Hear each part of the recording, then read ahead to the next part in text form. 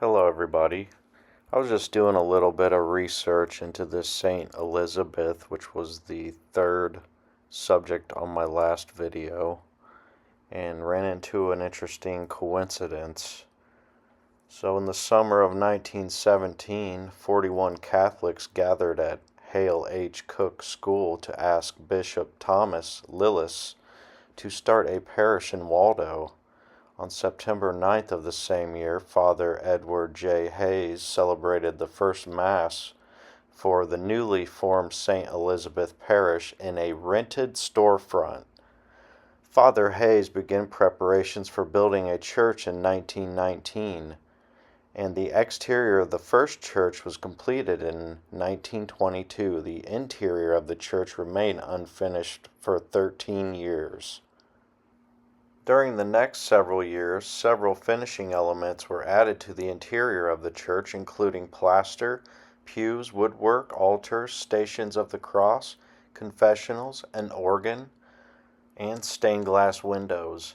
By the time the church was dedicated on April 22, 1935, the exterior had also acquired 2 stone towers, one with bells, and a faith community had grown to 265 families.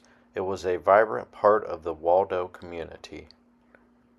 I guess maybe not really so much a coincidence as just interesting to me that these two structures are associated with one another in his story.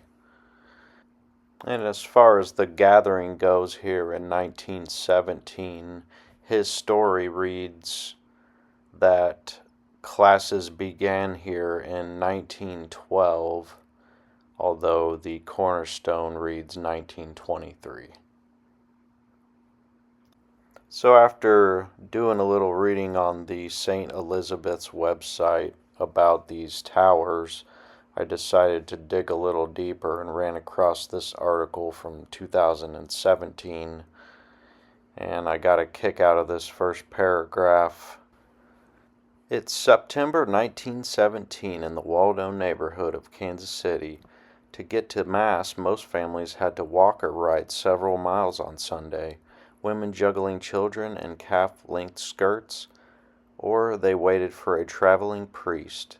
Now that trip will be just a few blocks since Bishop Lillis established a new parish, St. Elizabeth's.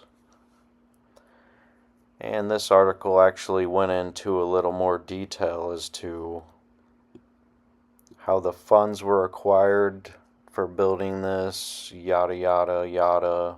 Of course, it was some kind of inheritance. But the gem on here is there's an actual photo of this church with the towers, except it doesn't look like the one we looked at. The one we looked at looks like it's sitting next to this one. So I'm wondering if maybe this was torn down and replaced with that newer looking structure that we saw directly next to it. So I'm going to point out to you the smoking gun on this one. It's a little bit hard to see with the vanilla skies, but there is a chimney or smokestack back there. So we just found ourselves a missing structure with 2 beautiful towers and domes.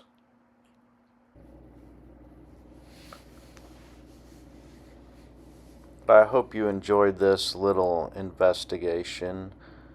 I mainly just wanted to give people the information on this one building since I neglected to do so and ended up finding something pretty cool.